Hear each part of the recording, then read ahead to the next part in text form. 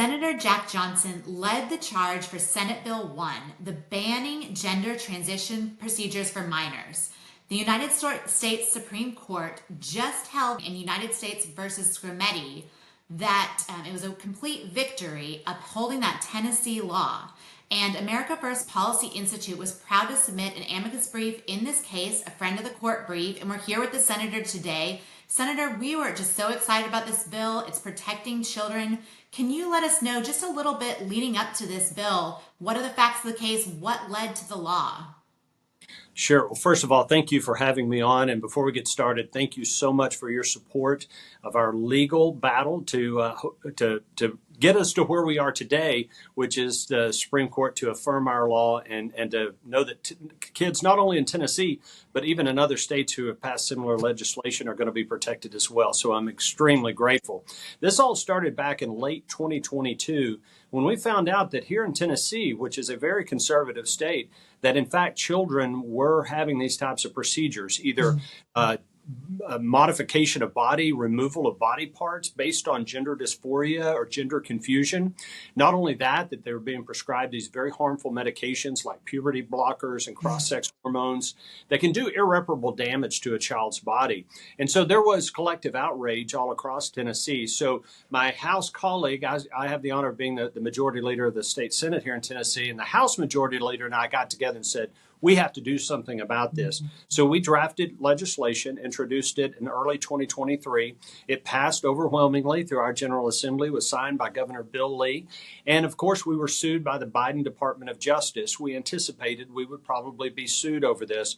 But our amazing Attorney General, Jonathan Scrimeti, just did an incredible job of defending our legislation all the way through the court process, ultimately to the United States Supreme Court. And today we got that wonderful 6-3 decision affirming the Sixth Circuit Court of Appeals that, yes, in fact, our law is constitutional. Well, thank you for continuing that fight. I know it's been, years in the making, really. I know initially you were really the driving force behind this. I mean, what does this mean for, you personally? What does it mean for the citizens of Tennessee? And honestly, now, what does it mean for our nation that we have this now Supreme Court precedent on the topic? Well, it was very personal to me because I think that one of the most important things responsibilities we have as a state, we have a compelling interest to protect children. And we do that in a number of ways. Sadly, we sometimes have to take kids out of abusive home situations, and that's not a pleasant thing to do. We have laws on the books, a myriad of laws to protect children. And I felt like this rose to that level that we needed a statutory protection to protect kids 13, 14, 15 years old from making a decision. I recognize that kids sometimes do go through a difficult time as their bodies are developing and they're going through puberty. For some, it's more difficult than others.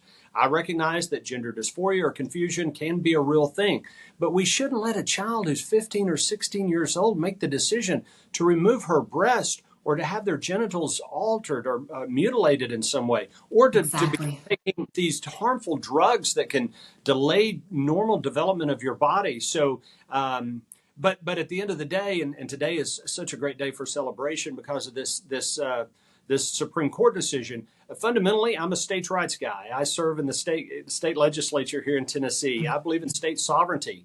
And what the court affirmed today is, yes, this is a matter for state lawmakers representing their constituents to decide. This is not something that should be decided by the courts. So couldn't be more excited. It's very humbling to get to do something like this and to know that kids from one end of the state to the other will be protected from this, and other states can model our legislation and protect their kids as well.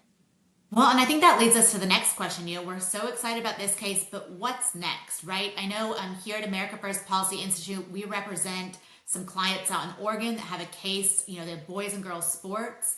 We have a parental rights case in Colorado, looking at school curriculum. I mean, what do you see kind of on the horizon that we'd like either, the courts to tackle, to, y'all and state legislators, or even federally look at?